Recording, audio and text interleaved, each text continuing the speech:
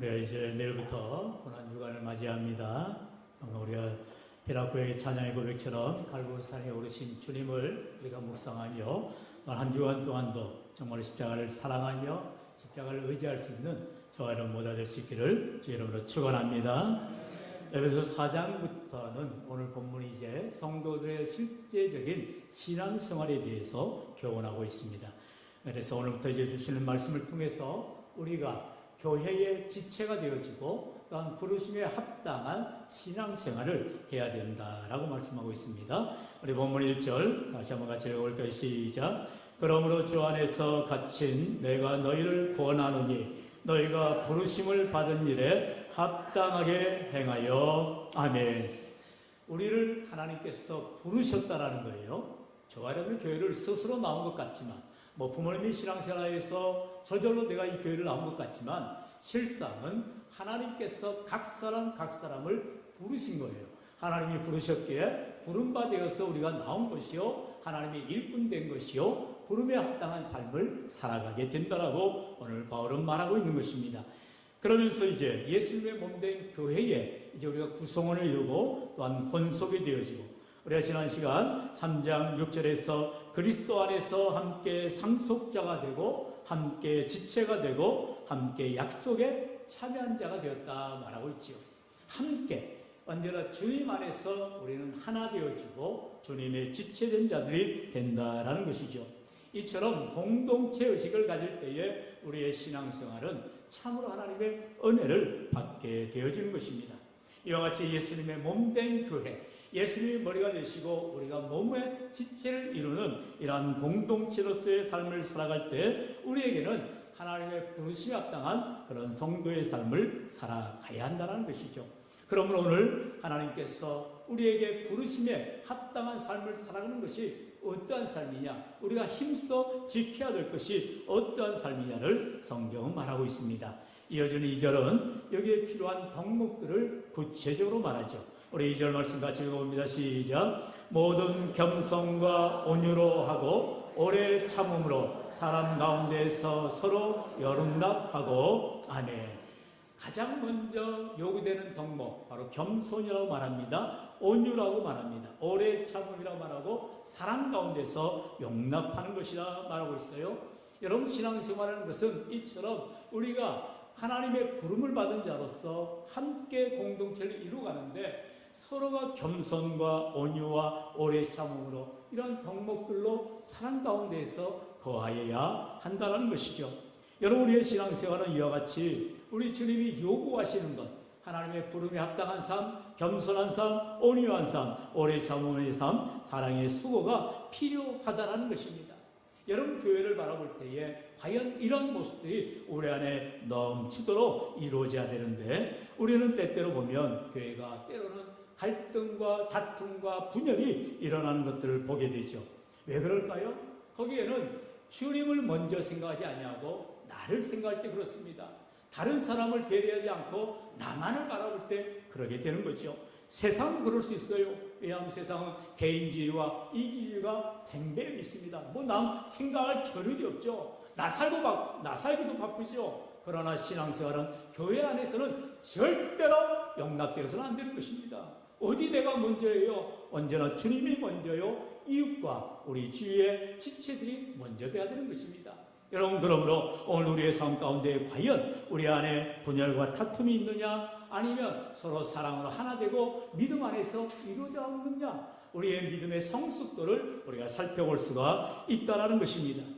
여러분, 우리가 잘 아는 어거스틴, 성 어거스틴이라고 우리가 참으로 존경하죠. 한번 이미 읽어보죠. 성 어거스틴에게 제자가 찾아와서 그리스도인의 덕목 가운데 무엇이 가장 중요합니까? 묻습니다. 뭐라고 대답했다고요? 첫째도 겸손이다. 둘째도 겸손이다. 셋째도 겸손이다라고 성 어거스틴이 말했습니다. 무엇입니까? 우리의 신앙생활은 정말로 겸손하신 예수님을 닮아가는 자가 되어야 한다는 것입니다. 오전에도 우리가 예수님의 그러한 순종의 삶, 겸손의 삶, 무엇보다도 우리가 예수님의 겸손과 순종의 삶을 본받아서 찬양과 감사와 영광을 올리는 믿음의 삶을 살아갈 줄로 믿습니다. 잠언 18장을 말하죠. 사람의 마음에 교만은 멸망의 선봉이요 겸손은 종기의 아짭이라고 분명하게 말하고 있어요. 여러분, 세상 사람들도 겸손한 척을 합니다. 그래야 인정을 받아요. 요즘에는 서번트 리더십이라 하죠. 예전 같으면 이제 강압적으로 누르는 카리스마틱 리더십이 팽배했어요. 그래서 나를 따르라 했습니다. 그러나 이제는 그게 먹히지 않죠. 그래서 요즘 기업들도 서번트 리더십, 다시 말하면 종으로서 섬김의 본을 보이게 되어진다는 것입니다. 그래야 따라온다는 것이죠. 여러분, 그것은 이미 교회 안에 그리고 성경에서 우리 주님께서 가르쳐 주신 좋은 바로 덕목이 되어지는 것입니다. 그러면 우리가 이와 같이 주님의 사랑 안에서 겸손과 온유와 오래 참음으로 믿음으로 살아가야 되는데, 그 믿음의 삶이 어떠한 모습이냐? 바로 3절은 말씀합니다. 우리 3절 다 같이 시작. 평화에 매는 줄로 성령이 하나 되게 하신 것을 힘써 지키라. 아멘. 바로 여기 열쇠가 있는 거예요. 우리가 아무리 겸손하려 해도, 아무리 오래 참으려 해도 우리는 다 죄인이기 때문에 여러분, 한계가 있고 넘어지게 되어 있는 것입니다. 나는 겸손한데 왜 쟤는 겸손하지 않아? 남과 비교하게 되죠. 여러분, 여기에서 우리가 갈등이 생기고 문제가 생긴다는 거예요. 그런데 성경은 말하죠. 바로 성령이 하나 되게 하신 것을 힘써 지키라는 거예요. 우리의 힘으로, 우리의 눈으로 절대로 할 수 없는 일이라는 것입니다. 성령 하나님이 우리 안에 거하실 때에 올해 2020년도 교회 표와 같이 성령의 인도하심을 받아야만 우리가 하나 되어지고 믿음 안에서 성장이 되어진다는 것이죠. 그러므로 바울은 이와 같이 에베소 교회를 향하여서 성령의 인도하심을 받아라, 성령의 도우심을 의지해라라고 분명히 말하고 있어요. 여러분, 저와 여러분이 이렇게 예배드리고 기도하고 찬송하고 하는 모든 일들은 성령의 인도하심을 받을 때에, 성령의 능력으로 감당할 때에 능히 감당할 수가 있는 것입니다.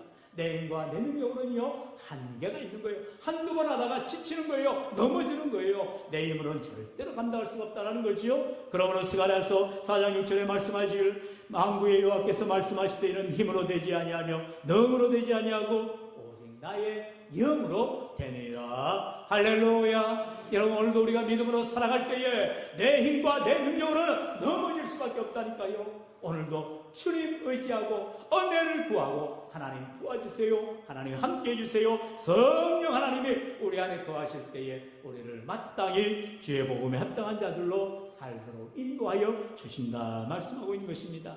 우리 마지막으로 4절로 6절의 말씀 다 같이 읽습니다. 시작. 몸이 하나요 성령도 한 분이시니 이와 같이 너희가 부르심의 한 소망 안에서 부르심을 받았느니라. 주도 한 분이시요 믿음도 하나요 세대도 하나요 하나님도 한 분이시니 곧 만유의 아버지시라.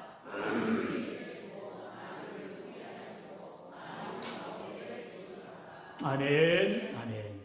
하나 되는데 힘쓰라, 하나 되게 힘쓰라로 말씀하신 우리 하나님께서 저와 여러분에게 이 하나 되게 하신 것이 몇 가지가 되느냐? 오늘 말씀을 읽은 것처럼 4절로 6절에서 7가지를 말씀하지요. 먼저 4절에 몸이 하나라 말씀합니다. 우리는 한 몸 공동체라는 거예요. 몸은 나뉘어질 수가 없는 거지요. 여러분, 우리가 한 몸, 머리 대신 예수님을 중심으로 하나 된 지체가 이루어져야 되고요. 두 번째는 성령도 한 분이라는 거예요. 내가 받은 성령이나 너가 받은 성령이나 각자 받은 성령이 다른 게 아니에요. 같은 사이클입니다. 똑같은 사인을 주세요. 그러므로 우리 안에 성령이 하나 되는 모습으로 나아가게 된다는 것이죠. 또한 소망도 하나라는 것입니다. 우리의 소망은 천국 가는 것입니다. 여러분, 예수 믿어 우리가 구원받고 천국 가는 것, 이 소망 안에서 하나 될 수 있기를 축원합니다. 우리가 신앙생활의 이유는 다른 게 없어요. 이 땅에서 우리의 삶을 살다가 우리 주님이 나로라 할 때에 우리가 천국에 입성하는 것입니다. 여러분, 우리가 발인 예배할 때에 다른 표현을 말할 때 바로 천국 환송 예배라고 하는 거예요. 이제 관에 들어가서 더 이상 볼 수 없는 그런 인간의 마지막 작별의 시간이 아니라, 이제는 육은 썩어지지만 영이 깨어서 하나님 우편에, 하나님 보좌에 올라가는 것을, 이제 우리가 천국으로 돌아가는 것을 환송하는 시간이 바로 장래의 가장 백미가 되는 것입니다. 오늘 예수 믿는 저와 여러분은 이와 같은 소망 안에서 하나 될 때에 주님도 한 분이요 믿음도 하나요 세례도 하나요 하나님도 한 분임을 고백하게 되는 것입니다.